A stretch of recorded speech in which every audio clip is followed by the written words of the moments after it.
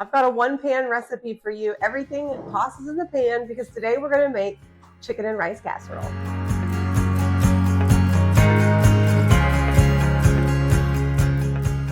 Hi, I'm Carrie with eatingonadime.com, and we're on a mission to help families eat well on a budget.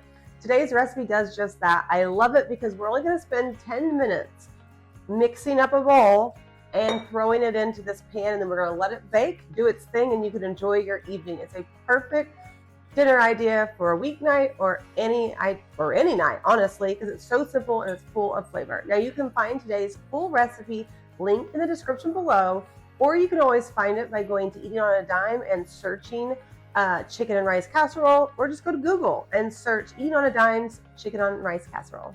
Okay, let's get started. Super easy. We're going to start off, I'm just using a regular mixing bowl. We're going to add 1.5 cups of long grain rice. Now this isn't quick rice or brown rice, it's just long grain rice. We need a can of cream of mushroom and a can of cream of chicken. We're going to toss these in. Now, if you don't want to use can of cream of chicken and cream of mushroom, well, I thought this spatula would be good for this, but it ends up being a little too big. You can actually, we actually have homemade recipes on our site as well, if you'd like. Then we just need 1 cup of water. We're going to add a teaspoon of salt. We're going to do 1/2 teaspoon of garlic powder and onion powder. I'm going to link these seasoning jars as well for you guys if you're interested. I love them.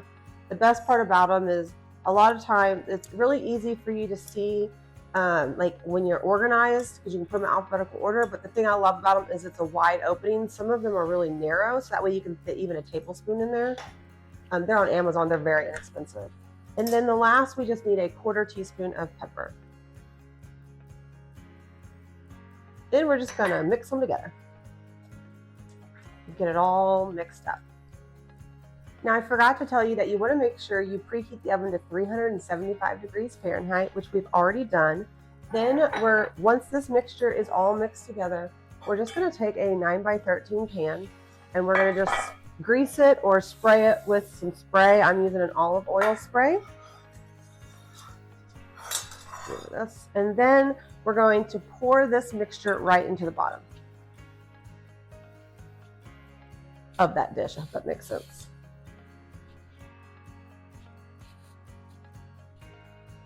There we go. A little more piece out. Now you just need to add about 2 pounds of boneless, skinless chicken breasts. Now we are using ours whole, and we're just going to lay them right on top. Scoot that over. Oops, that's okay. And then we're just going to slightly press them into that rice mixture. So you don't have to worry about coating it. You're just pushing it down into the mixture, so that way it'll get all nice and cooked, and it will be soaking up these juices and will be super flavorful. Now we're just going to cover it with foil. Make sure it's covered pretty tightly all along the edges. Then we're going to place this in the oven, and we're going to bake it for 45 minutes.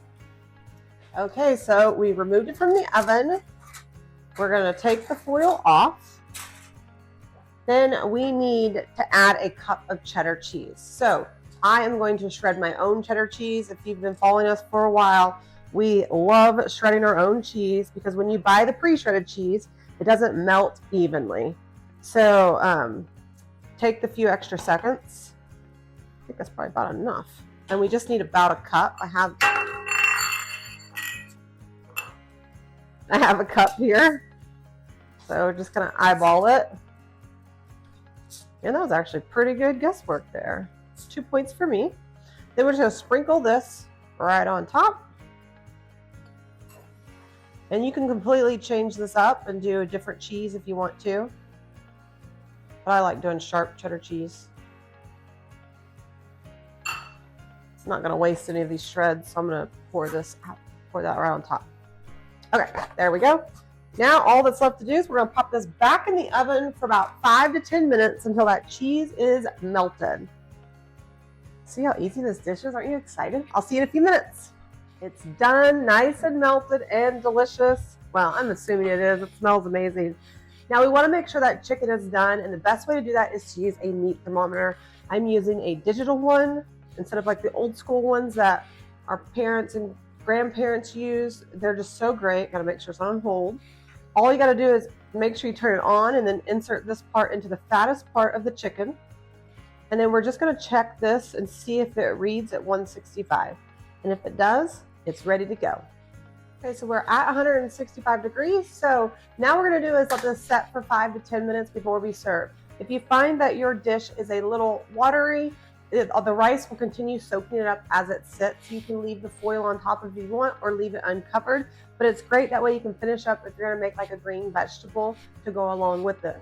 Now that being said, a green vegetable, you could completely toss in diced up broccoli, green beans, or peas into this as well, and I would do that when you're doing the rice at the beginning, but that's a great way to have everything in one dish. So I'll see you in just a few more minutes. Now we're ready for my favorite part. It's time to serve it up and give it a try. Look at that ooey gooey cheese, so good. Just gonna get some rice to serve on the side too. I can't get it out. Oh, so beautiful. Okay, now we're gonna go in for a bite. Okay, I'm gonna cut me a little piece. Let's see what we think, right?